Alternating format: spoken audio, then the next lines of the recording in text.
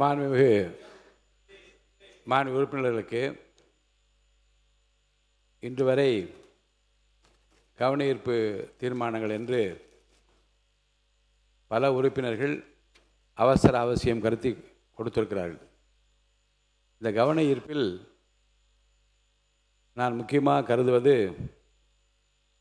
முந்தைய பேரவை நிகழ்ச்சிகளில் கலந்து கொள்கிற போது இப்படி ஒரு பிரச்சனை வருகிறது. கவன ஈர்ப்பு என்று கொடுத்து விட்டு 10 நாள் ஆகிறதே, 15 நாள் ஆகிறதே, அப்புறம் கவனத்தை ஈர்ப்பது என்பது அவசியத்தை கருதித்தானே என்கின்ற அந்த கருத்துக்கள் எல்லாம் பரிமாறப்பட்டது.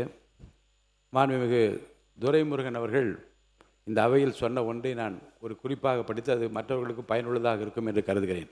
மாண்புமிகு பேரவைத் தலைவர் அவர்களே, மாண்புமிகு எதிர்க்கட்சி தலைவர் அவர்கள் ஒரு கவன ஈர்ப்பு அறிவிப்பை கொடுத்திருக்கிறேன், பேச வேண்டும் என்கிறார். நீங்கள் அந்த கவன ஈர்ப்பு அறிவிப்பை எடுத்துக்கொள்கிறேன் என்று சொல்லி அதற்கு பிறகுதான் அவரை பேச அழைக்க வேண்டும். முதலில் மாண்புமிகு அமைச்சர் அவர்கள் அதற்கு பதில் சொல்ல தயாராக இருக்கிறார்களா என்று பேரவைத் தலைவர் அவர்களை கேட்டுக்கொள்ள வேண்டும். இந்த இரண்டும் நிகழ்ந்த பிறகுதான் அனுமதிக்க வேண்டும்.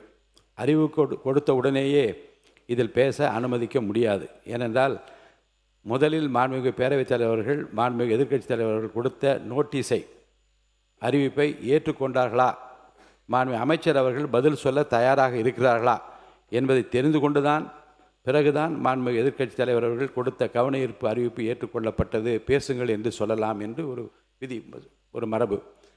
ஆனால் துறையிடமிருந்து அந்த பதில்களெல்லாம் வரப்பெற்றவுடன் எடுத்துக்கொள்வதுதான் மரபாக இருந்திருக்கிறது. ஆனாலும் கூட அவசியத்தை கருதி இதில் எத்தனை அக்கறையோடு உறுப்பினர்கள் இருக்கின்றார்கள், நம்மால் தேர்ந்தெடுக்கப்பட்டவர்கள் ஒரு நிகழ்வு ஏற்படுகிற போது எவ்வளவு அக்கறையோடு நமக்காக குரல் கொடுக்கின்றால் என்று மக்கள் தெரிந்து கொள்ள வேண்டும் என்பதற்காகவும் சம்பந்தப்பட்ட பாதிக்கப்பட்ட மக்களுக்கு ஒரு ஆறுதலாக அது இருக்கும் என்ற அடிப்படையில் தான் மென்ஷன் செய்யுங்கள், பதிவு செய்யுங்கள் என்று நான் சொன்னேன். இப்போது பதிவு செய்திருக்கின்றீர்கள்.